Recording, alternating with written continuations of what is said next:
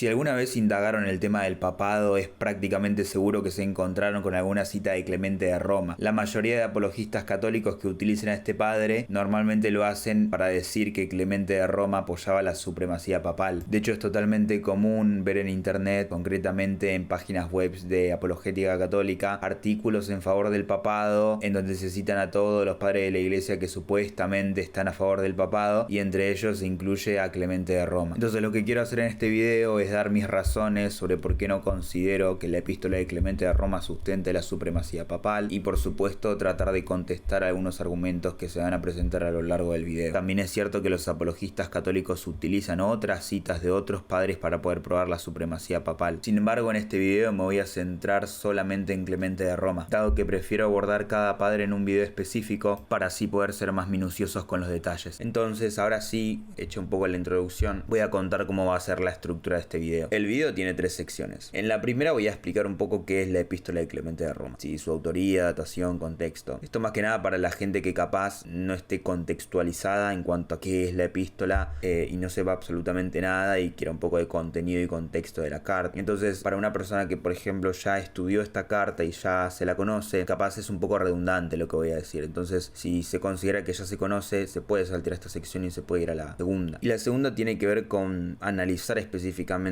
cuáles son esas afirmaciones que realizan estos católicos en relación a la carta y a la supremacía papal. Y voy a tratar de ser, por supuesto, riguroso en cuanto a representar correctamente lo que ellos piensan, y es por eso que voy a estar mostrando lo que argumentan ellos por medio de fragmentos de sus propios videos. Así no se dice que yo estoy distorsionando lo que dicen o se acusa de alguna posible tergiversación y nada por el estilo. No quiero que ese sea el caso. Uno creo que tiene que tratar de representar correctamente la otra posición en orden de poder hacer una buena crítica, tanto una crítica de calidad como una crítica honesta, porque si yo miento en cuanto a lo que dice el otro, no estoy siendo honesto y por ende no estoy refutando realmente a la otra persona. La tercera sección tiene que ver ya con la contraargumentación a estos dichos, por eso que estoy tratando de ser lo más riguroso posible y estoy haciendo las cosas en orden para que no se distorsione lo que estas personas dicen. Las últimas 2 partes ya tienen que ver un poco más con el tema en específico acerca de las afirmaciones de Clemente, lo que dicen los católicos de Clemente, lo que dicen los protestantes de Clemente. Entonces vamos a ir más al núcleo de la cuestión en estas 2 secciones. Pero bueno, ahora sí, empezando un poco,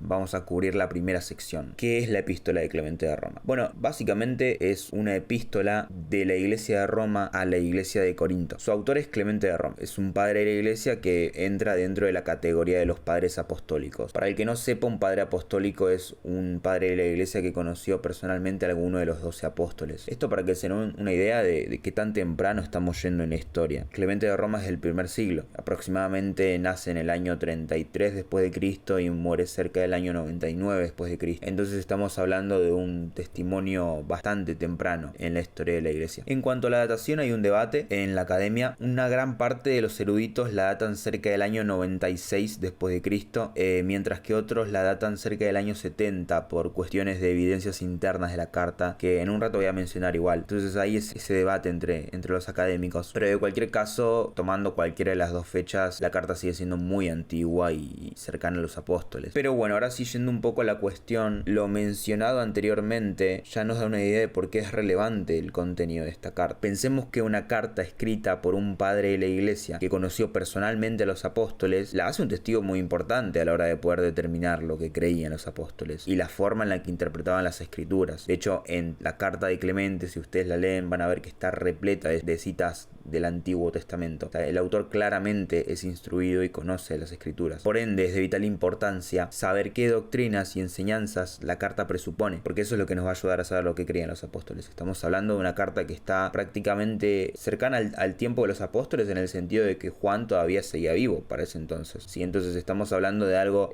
muy temprano. Entonces, si uno empieza a hacer el hilo de la argumentación ahí, podemos hacer el supuesto, ¿no? Supongamos que el autor presupone de facto la doctrina de la supremacía papal. O sea, la idea de que el obispo de Roma, como vicario de Cristo, tiene poder universal y supremo sobre toda la iglesia. Eso es supremacía papal. Si eso pasase, nos estamos encontrando ante un testimonio fuerte a favor de uno de los aspectos del papado. Entonces, creo que vale la pena analizar la carta. Creo que vale la pena ver si efectivamente tenemos indicios del papado ahí. Y por supuesto, tratar de seguir a la evidencia objetivamente hacia donde nos conduzca. No importa dónde, porque si uno hace eso siempre va a estar un paso más en favor de la verdad. Pero Pero bueno, ahora sí vamos a pasar un poco al contexto de la carta. Como pude mencionar hace un rato, Primera de Clemente es una carta enviada desde la iglesia de Roma a la iglesia de Corinto, tiene como autora Clemente, la iglesia católica lo describe como el tercer obispo de Roma después de Pedro, si eso es un punto a notar. El tema principal de la epístola es básicamente de disciplina eclesial. Al parecer, dentro de la iglesia de Corinto hubieron personas que organizaron una revuelta contra los líderes de la iglesia, contra los presbíteros. Tanto fue así que los sacaron de sus cargos y pusieron a otros más jóvenes. Entonces lo que hubo ahí fue una sedición por parte de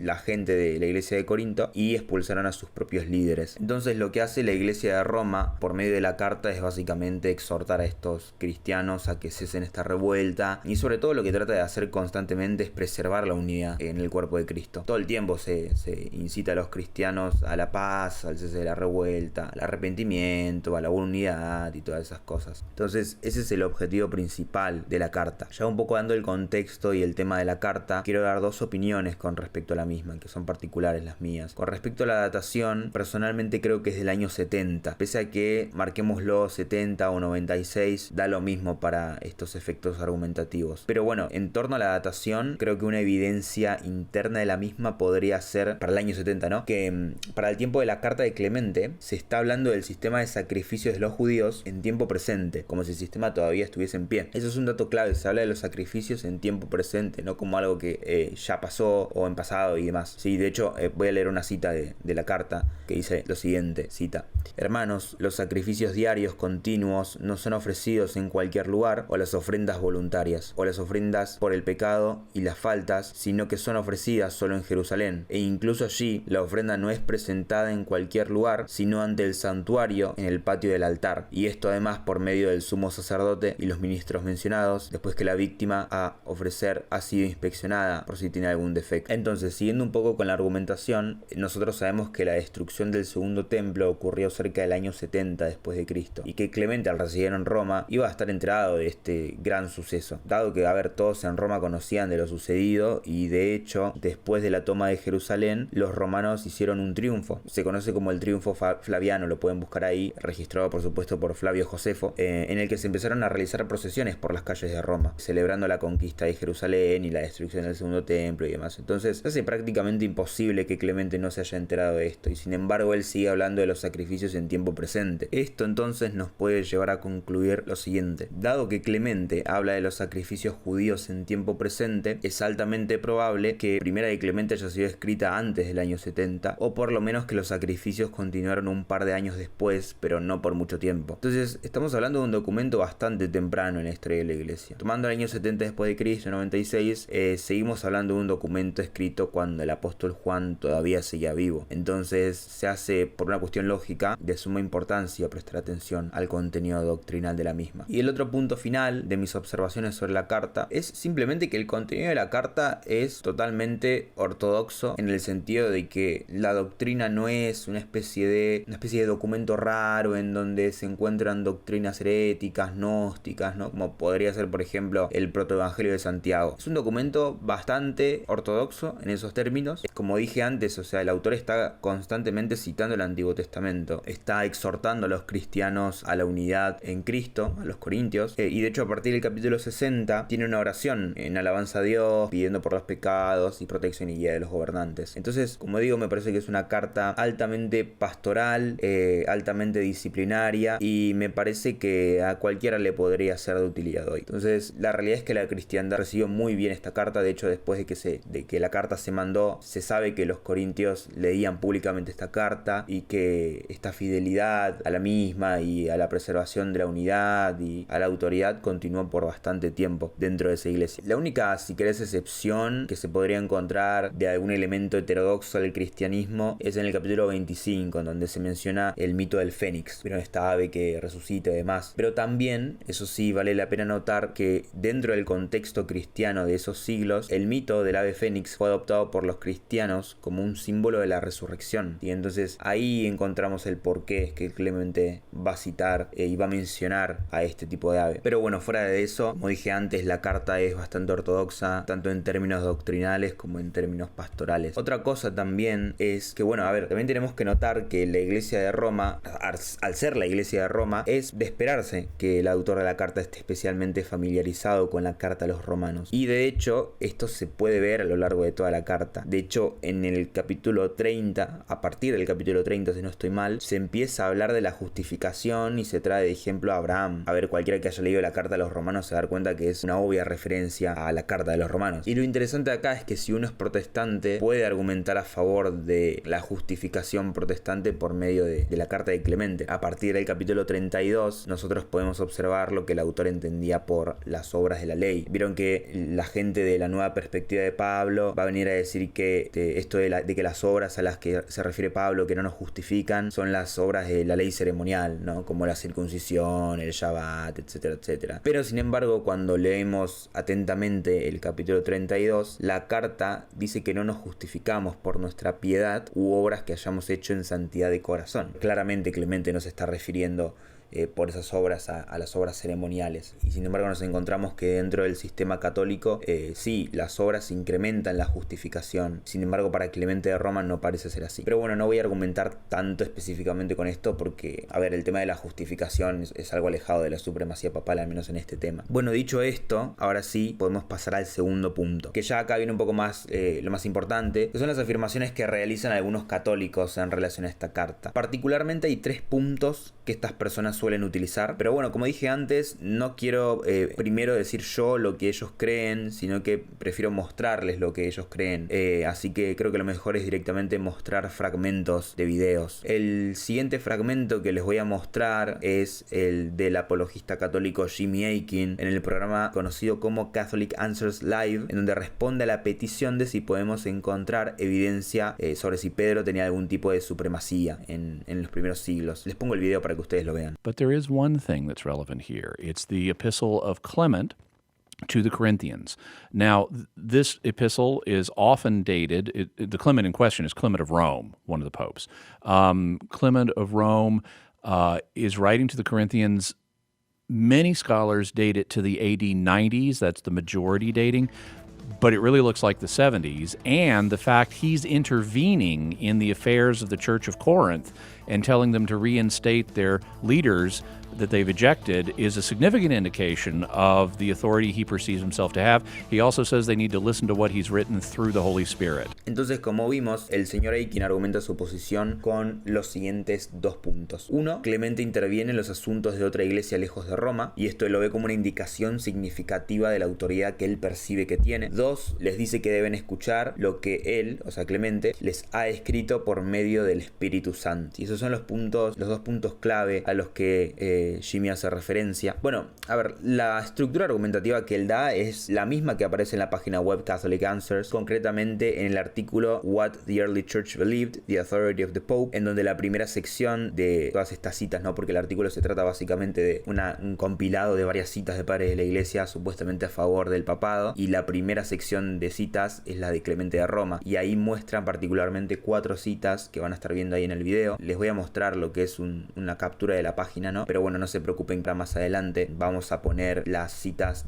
traducidas al español y las vamos a ir contestando una por una. El otro fragmento que quiero mostrar también es el del apologista católico Joe Heschmeyer, en el que en una entrevista con Matt Fradd, el dueño del canal de YouTube Pints with Aquinas, ofrece otro argumento en relación a la carta de Clemente y al apóstol Juan. Les dejo el fragmento para que lo puedan ver. What do the earliest Christians have to say about Peter's primacy and maybe the continuation of the papacy after Peter? Yeah, so we've got a lot. We see the first thing that we see after the death of, well, actually not even after the death of all the apostles, after the death of some of the apostles, is the first letter of Clement, which is written about 96 AD. That's the best dating of it. And Clement is the Bishop of Rome, and he is the 3rd pope after Peter, Linus Cletus Clement. You might notice that from the Roman canon at the Mass. We pray asking for his intercession all the time in Mass. So he's written to by the Corinthians who want to settle an internal controversy within their church. Now, I want to point out a few things. Number one, John is still alive at this point. John seems to die about the year 100. He writes Revelation, the best series, or that he probably writes at about 90. So he's alive and still seemingly pretty active. He's with it.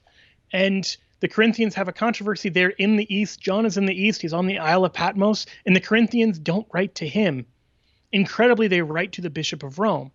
And we don't know exactly how early they write, but we do know that in 96, when Clement replies, he apologizes for the delay in his response on account of the persecution of the church in Rome. That they write to him early enough that 96 is like a belated reply. So that shows us something of the authority of Peter's successors in Rome. It shows us something of the way they were viewed by the other early Christians.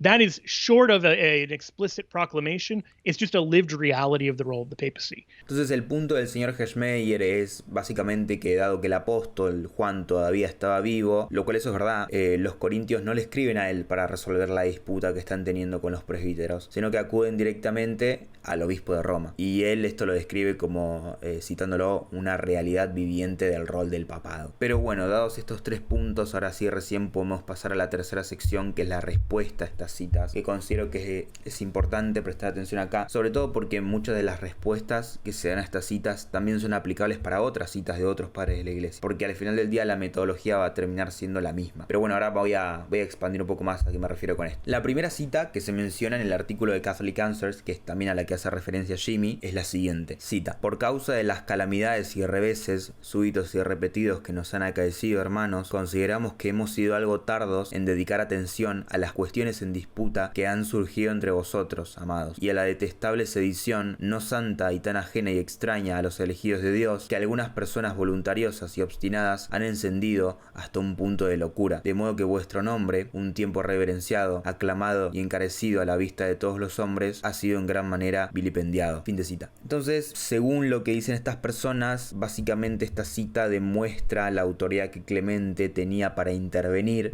en otra sede que estaba alejada de Roma. Recordemos que está interviniendo en Corinto. Entonces, dado que Clemente agarra e interviene en otra sede que está alejada de su jurisdicción, o que parecería estar alejada de su jurisdicción, y que sin embargo lo hace, podemos deducir de suyo que efectivamente Clemente tenía jurisdicción en la sede de Corinto, y esto se debe a causa de que Clemente gozaba de la supremacía papal, ¿no? De que tenía jurisdicción en toda la iglesia por ser el sucesor de Pedro y demás. Pero bueno, lo que quiero notar con respecto a estas citas es que el hecho de que los corintios busquen la ayuda de la iglesia de Roma no representa absolutamente ningún problema para el protestante, pero en absoluto. De hecho, para esta ocasión particular son los apologistas católicos los que cometen una falacia non sequitur, es una falacia en la que la conclusión no se sigue de sus premisas, al decir que dado que los corintios buscan la ayuda de la iglesia de Roma, entonces eso significa supremacía papal, primado jurisdiccional sobre toda la iglesia, etcétera, etcétera. Eso simplemente es una conclusión que no se sigue de las premisas, porque a partir de esas premisas puedes sacar diferentes conclusiones que no necesariamente tienen que ver con la supremacía papal. Pero muchos protestantes tratan de negar estas cosas, dado que para ellos eso significaría como la derrota del protestantismo, ¿no? De hecho, eso suele pasar, no sé si siga pasando ahora, pero en su momento me acuerdo que,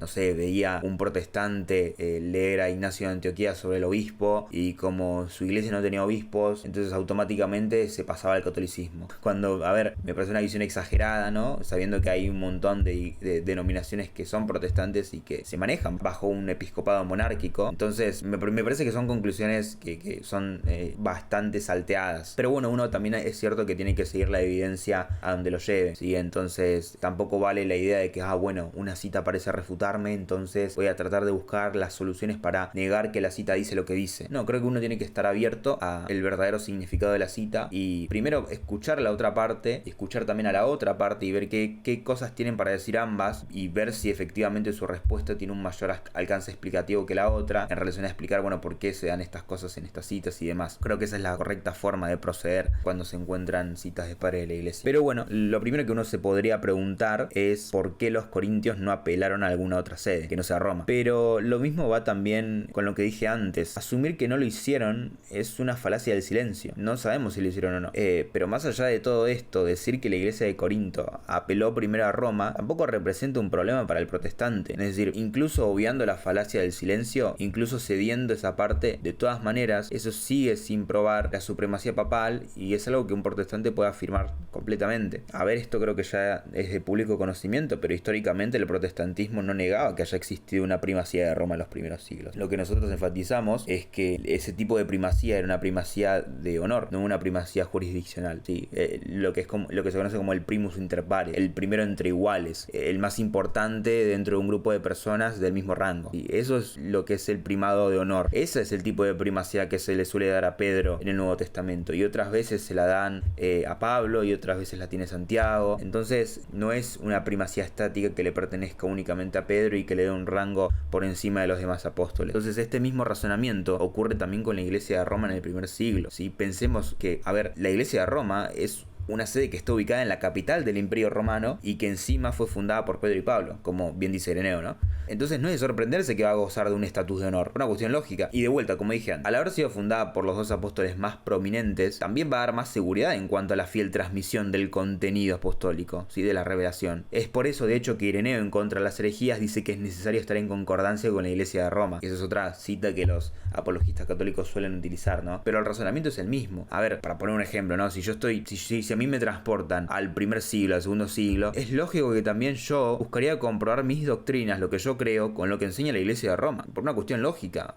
Repito, estamos hablando de una iglesia fundada por Pedro y Pablo, que es la capital del imperio y está siquiera a 2 o 3 generaciones de los apóstoles, ¿sí? Por ende es de esperarse que la tradición se conserve fielmente. Entonces, por eso es que el argumento que también pretende aplicar este mismo método después de 1000 años también falla, porque los argumentos que acabo de dar recién son argumentos de orden histórico, no son argumentos de porque la tradición se preserva infaliblemente generación tras generación, y entonces por eso es que si vamos al siglo I, siglo II y vamos al siglo X, y la doctrina va a ser la misma porque la tradición se preservó infaliblemente. No va por ese lado, ¿sí? No va por una cuestión de la transmisión de doctrina de forma infalible. Entonces, lo mismo, volviendo al punto, lo que tenemos acá son simplemente iglesias buscando consejo entre sí y ayudándose mientras preservan la unidad. De ahí no se sigue que una tenga mayor autoridad que la otra. Voy a ilustrar esto con un ejemplo. Imaginemos una clase, un equipo de alumnos trabajando juntos para hacer, un trabajo práctico, una prueba, y como la clase es de matemática, hay uno que sabe más,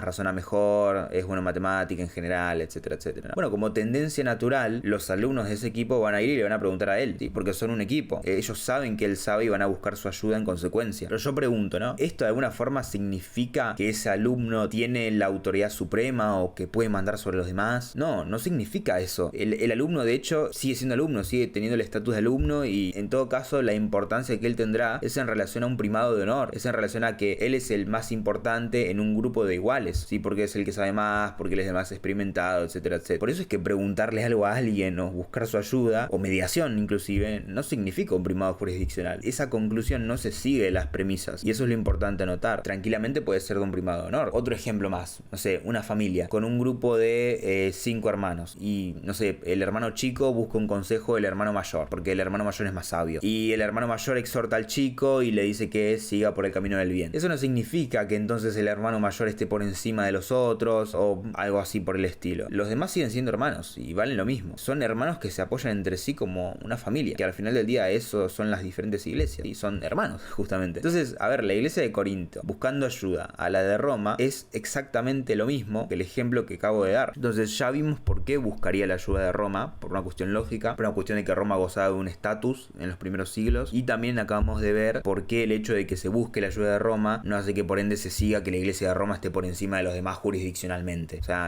De vuelta, es un non sequitur ese argumento. Y algo que quiero mencionar también, y que también lo dije al principio de la segunda sección, es que este mismo razonamiento falaz en cuanto a las citas también ocurre con otras citas, no solamente con este padre, sino con, por ejemplo, la que mencioné antes, la de Ireneo, ¿no? Esta famosa cita de Ireneo que dice que es necesario que todas las iglesias concuerden con la doctrina que enseña la iglesia de Roma, ¿no? Y esto de alguna forma los apologistas agarran esta cita y dicen, entonces el obispo de Roma gozaba de un primado jurisdiccional sobre toda la iglesia a causa de esta cita. La realidad es que no es así. El argumento que está utilizando Ireneo es el mismo que yo mencioné antes, estamos hablando de una iglesia que fue fundada por Pedro y Pablo, y dado que estamos cerca de los apóstoles, a unas 2 o 3 generaciones, es de esperarse que la tradición más fiel y pura se halle en la iglesia de Roma en ese momento. No me parece que sea un argumento a favor del sistema católico ni nada por el estilo. Creo que un protestante tranquilamente puede afirmar esto, y hay protestantes que lo afirman. Pero bueno, esa es un poco la respuesta de la primera cita. Vamos a pasar ahora sí a la segunda, que, tomando tomando un poco de la cita anterior, muchos de estos apologistas católicos, como el señor Aikin, responden que Clemente no solo está dando una exhortación entre iguales, como dije antes, sino que habla como si estuviese dando una orden, ¿sí? Comanda con autoridad, y para muestra de eso mencionan la siguiente cita. Vamos a leerla, la voy a poner en pantalla. Cita: atended nuestro consejo, y no tendréis ocasión de arrepentiros de haberlo hecho, porque tal como Dios vive, y vive el Señor Jesucristo y el Espíritu Santo, que son la fe y la esperanza de los elegidos, con toda seguridad el que con humildad de ánimo y mansedumbre haya ejecutado, sin arrepentirse de ello, las ordenanzas y mandamientos que Dios ha dado, será puesto en la lista y tendrá su nombre en el número de los que son salvos por medio de Jesucristo, a través del cual es la gloria para él para siempre jamás. Amén. Fin de cita. Pero volvemos a la argumentación anterior. A ver, dar comandos no significa que por ende el obispo de Roma gozaba de una supremacía papal. Lo que se está dando acá es simplemente una exhortación fraternal hacia otras iglesias. De hecho, a ver, si uno quiere argumentar por esta línea, lo que va a llevar a esa argumentación es a otras contradicciones con otras citas que tenemos de otros padres de la iglesia que hablan con este mismo tipo de lenguaje en términos de autoridad y de comandos, y que sin embargo nadie diría que son papas. Un ejemplo claro es Ignacio de Antioquía. Si ustedes leen sus 7 cartas a las iglesias, van a ver que este tipo de lenguaje se encuentra constantemente en sus cartas. Voy a leer 2 citas nada más para que puedan ver un poco cómo él utiliza este lenguaje, pero como digo, pueden ir y leer sus cartas y se van a encontrar con un montón. Leo la primera. Dice, cita: sed sordos, pues, cuando algunos hable aparte de Jesucristo, que desciende del linaje de David, que era el hijo de María, que verdaderamente nació y comió y bebió, y fue ciertamente perseguido bajo Poncio Pilato, fue verdaderamente crucificado y murió a la vista de los que hay en el cielo y los que hay en la tierra y los que hay debajo de la tierra, el cual además verdaderamente resucitó de los muertos, habiéndolo resucitado su Padre, el cual de la misma manera nos levantará a nosotros los que hemos creído en él. Su Padre, digo, nos resucitará en Cristo Jesús, aparte del cual no tenemos verdadera vida. Fin de cita. Pero bueno, ahí tenemos de vuelta en el principio, se les comanda a ser sordos a través de una orden.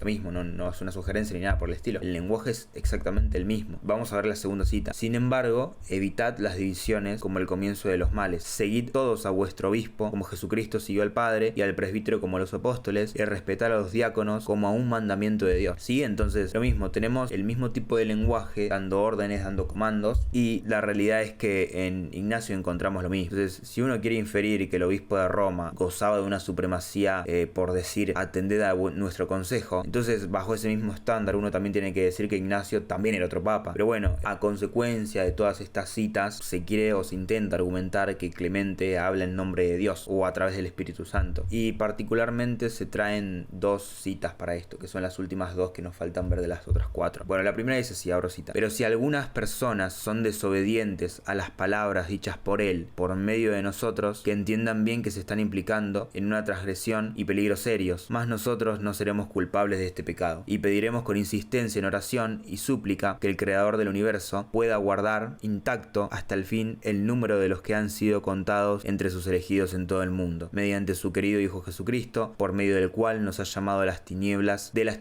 a la luz, de la ignorancia al pleno conocimiento de la gloria de su nombre. Fin de cita. Bueno, tengo un montón para decir sobre esta cita. También vale aclarar, antes que nada, que no todos los católicos utilizan esta cita. Sí, es una cita muy poco usada, pero que es usada a fin de cuentas. De hecho, si la estoy citando es porque aparece dentro del artículo de Catholic Answers, que es prácticamente la página web católica más famosa del mundo que se dedica a la apologética. Aparece la cita ahí. La verdad es que nada, ahora voy a dar las razones sobre por qué considero que esto es totalmente absurdo. A ver, la respuesta inmediata es que cuando ponemos en contexto a esta cita, nos encontramos con que está absolutamente lejos de ser una referencia al papado. Si uno empieza a leer la carta desde el principio, completa, y no simplemente viendo una cita recortada por internet y haciendo copy-paste, o copiar y pegar, si uno lee la carta desde el principio y se llega a esta cita, que está en el capítulo 59, puede ver que esto en realidad es una continuación de un tema que empieza en el capítulo 57. Básicamente, Clemente está llamando a los de la causa de la sedición a someterse a los presbíteros y les está diciendo que no sean rebeldes, que abandonen la sedición y que escuchen. Entonces, seguidamente de esto, en el capítulo 57, lo que hace Clemente es citar la escritura, ¿sí? Lo que hace es citar la palabra de Dios. Cita Proverbios capítulo 1, versículo 23 al 33, en donde se está hablando de las consecuencias de no escuchar cuando Dios exhorta.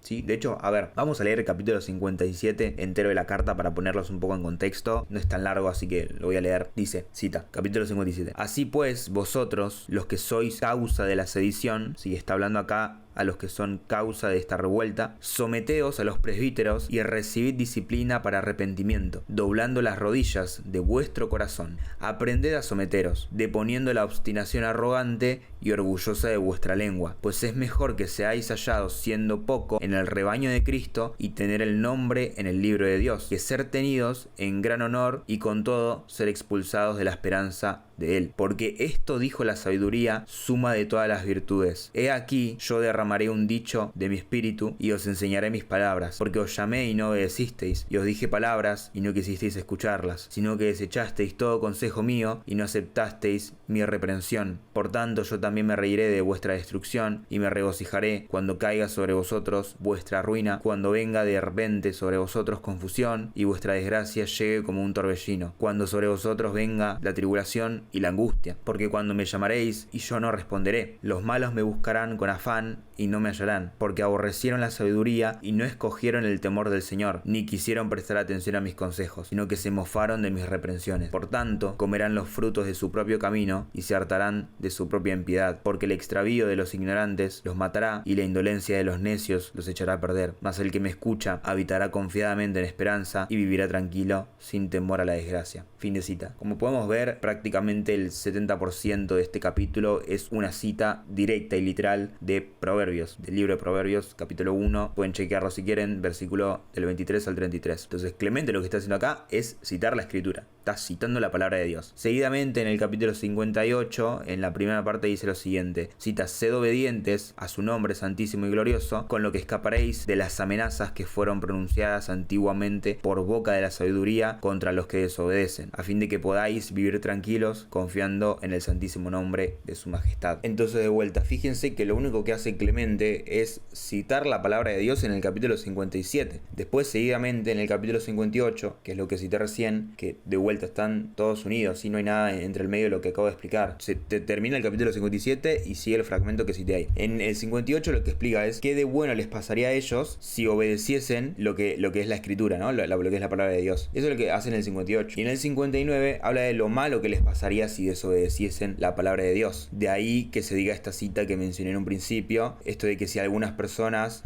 son desobedientes a las palabras dichas por Él, es decir, por Dios, por medio de nosotros, que entiendan bien que se están implicando en una transgresión y peligro serios. Entonces, no se está refiriendo a algún tipo de carisma, de infalibilidad papal, ni de autoridad suprema, ni nada por el estilo. Se está refiriendo a la palabra de Dios que 2 capítulos antes Clemente está citando. Entonces, claro, cuando uno agarra la cita de forma aislada y la utiliza a favor del papado, descontextualizada, y bueno, a ver, qué sé yo, algunos se puede creer que eso hace referencia al papado, pero la realidad es que no hace referencia al papado, y es por eso que esa cita no la suelen utilizar mucho, incluso los católicos. Pero bueno, la traigo acá porque está dentro de esa página, Catholic Answers. Creo que vale la pena por lo menos comentarla, ¿no? Y bueno, en cuanto a la última cita, que es la que menciona también Jimmy Akin en el fragmento que ya pasamos en la sección 2, básicamente dice lo siguiente, cita: porque vais a proporcionarnos gran gozo y alegría si prestáis obediencia a las cosas que os hemos escrito por medio del Espíritu Santo, y desarraigáis la ira injusta de vuestros celos en conformidad con nuestra súplica que os hemos hecho en paz y armonía en esta carta. Bueno, lo que dicen algunos es que Clemente está haciendo una especie de referencia a la infalibilidad papal, siendo que se dice que Clemente está hablando por medio del Espíritu Santo. Sí, ahí es donde se hace énfasis. Particularmente yo creo que si uno ya viene con la presuposición del papado, ciertamente podría hacer encajar esta cita dentro de su cosmovisión. O sea, si vos ya venís con la creencia del papado, podrías decir, bueno, esto puede ser una referencia al mismo. Pero una cosa es creer que una cita hace referencia al papado a causa de que uno ya viene con una cosmovisión predefinida, y otra cosa es si la cita en sí misma te prueba alguna cosa referente al papado. Y la realidad es que no.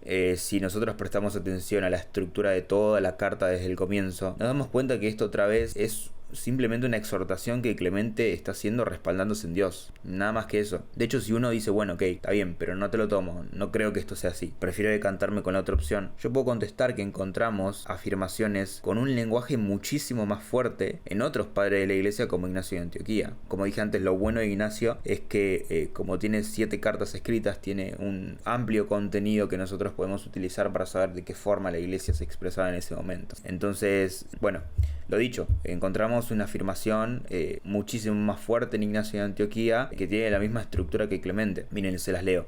Cita: porque cuando estuve entre vosotros, clamé, hablé en voz alta, con la voz propia de Dios. Prestad atención al obispo y al presbiterio y a los diáconos. Pese a ello, había algunos que sospechaban que yo decía esto porque conocía de antemano la división de algunas personas. Pero aquel por quien estoy atado me es testigo de que no lo supe por medio de carne de hombre. Fue la predicación del Espíritu que hablaba de esta forma. No hagáis nada sin el obispo, mantened vuestra carne como un templo de Dios, amad la unión, evitad las divisiones, sed imitadores de Jesucristo, como él mismo lo era de su Padre. Fin de cita.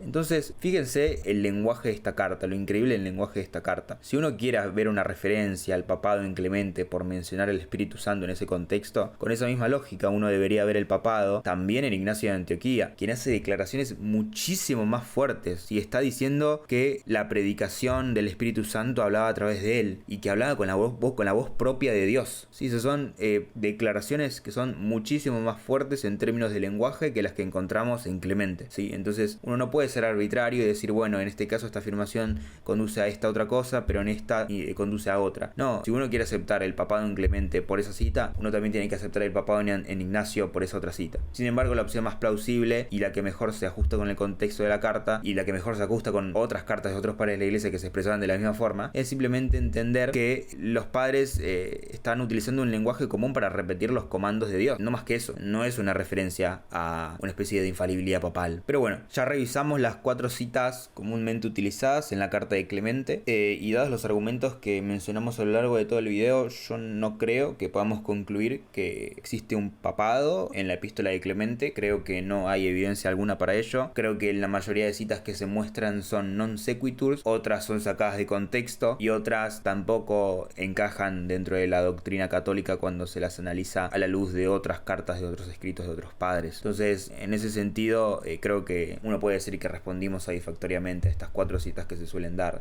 Comúnmente, bueno, están ahí en la página de Catholic Answers y me parece que ya respondimos a todas estas citas de Clemente. Pero queda un último argumento, que es el de por qué los corintios escribirían a la iglesia de Roma en vez del apóstol Juan, quien estaba vivo para ese entonces. Sabemos que el apóstol Juan estaba vivo, sí. Lo que el argumento concluye básicamente es que, dado que los corintios no escriben a Juan sino al obispo Clemente, de ahí se muestra esa autoridad jurisdiccional que tenía el propio Clemente, y probando así la supremacía papal. A ver, yo considero que este argumento tiene una enorme falacia, que es la misma que vimos antes con relación a la iglesia de Corinto escribiendo otras sedes. Y es que la realidad es que nosotros no sabemos si los corintios intentaron escribir a Juan, y asumir que no lo hicieron es una falacia del silencio. Sería un argumento válido solamente si en un contexto en donde, apareciendo una situación en donde se debería mencionar que los corintios escribieron a Juan, tal afirmación no aparece. Sin embargo, no tenemos esa situación y no tenemos una situación parecida a esa. Entonces, inferir que no lo hicieron se convierte en una falacia del silencio. No es suficiente para argumentar. Pero dicho esto, podemos dar posibles explicaciones sobre por qué los corintios optaron por la iglesia de Roma en vez de Juan. Acá vamos a abordar un poco el argumento que da el señor Heschmeyer, quien también cité en un fragmento del video en la sección 2, así que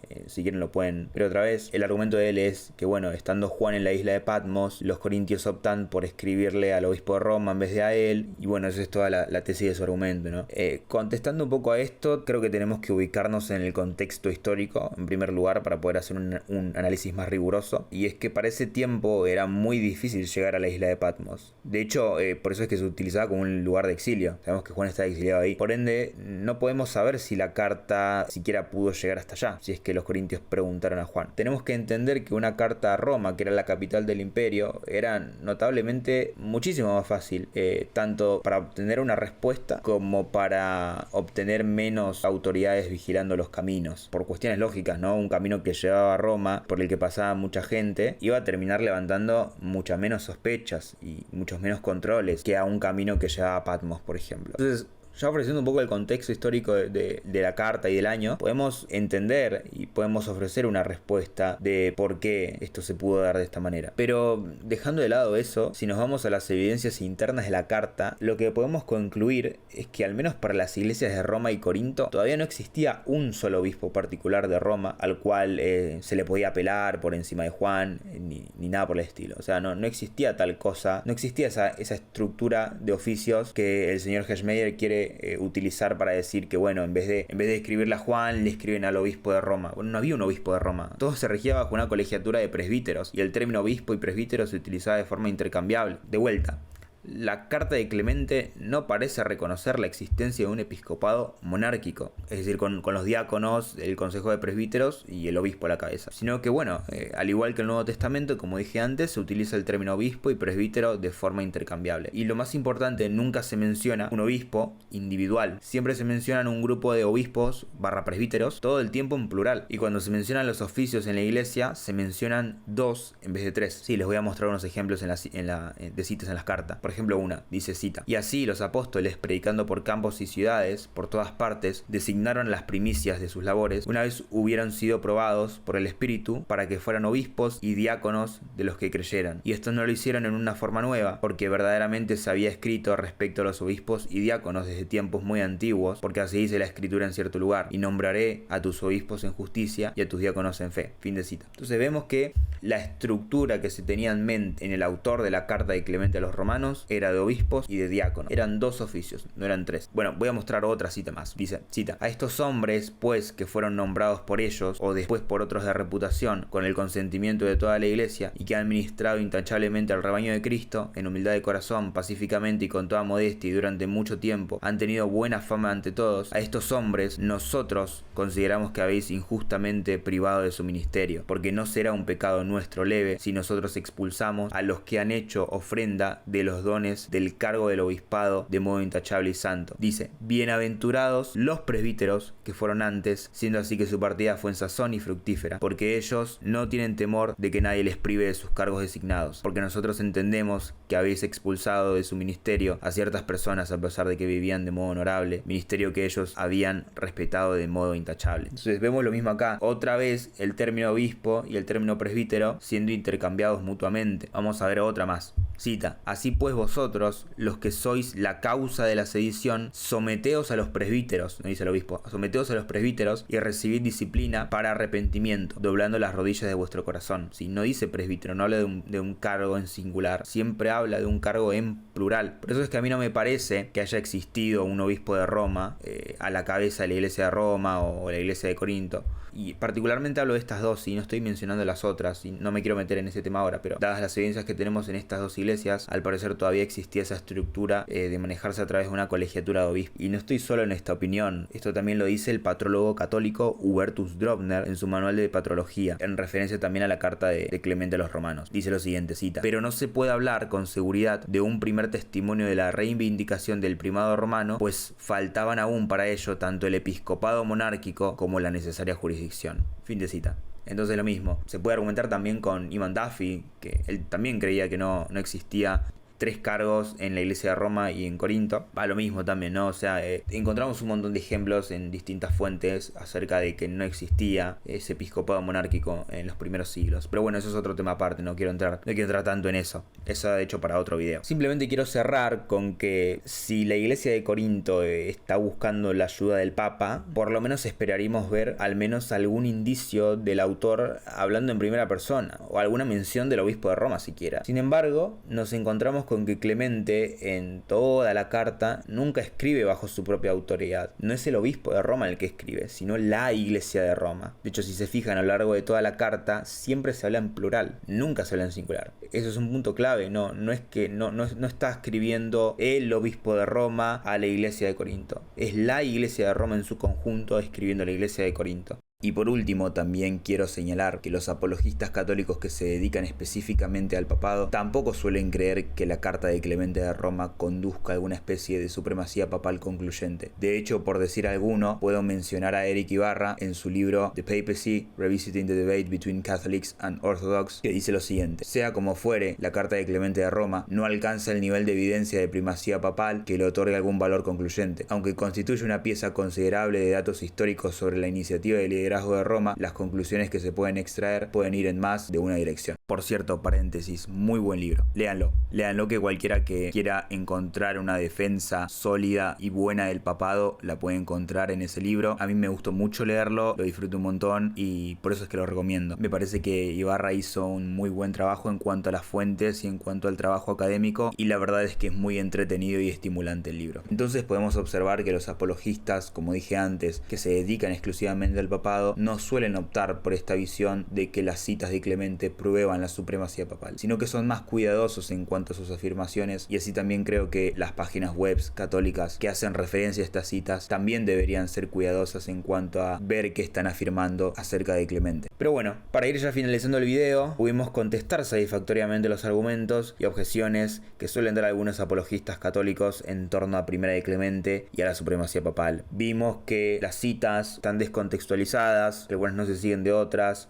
no sirven porque a través del mismo estándar podrías concluir otras cosas que un católico no creería, y vimos que ciertos razonamientos especulativos como lo de Juan y el obispo de Roma tampoco sirven a la luz del contexto histórico de la carta, y que ni siquiera había un obispo de Roma a la cabeza en ese momento. Me parece que con todos estos argumentos dados se pudo contestar satisfactoriamente los argumentos que utilizan muchos católicos en torno a Primera de Clemente. Pero bueno, finalizado el video, les pido por favor que no se olviden de dar me gusta y compartir el video. Especialmente no se olviden de compartirlo, ¿sí? Así cada vez llegamos a más gente y yo puedo ir creando muchos más videos en relación a esto, en relación también a otras cosas que no necesariamente tienen que ver con el catolicismo, pero particularmente del papado. Como dije antes, mi objetivo es ir tratando padres de la iglesia de forma individual, en vez de hacer todo en un solo video. Así podemos ser lo más minuciosos posibles y ahondar en los detalles correspondientes. Así que por favor les pido que compartan. También vuelvo a repetir, la intención de este canal no es ser anticatólico, mi contenido no se va a basar exclusivamente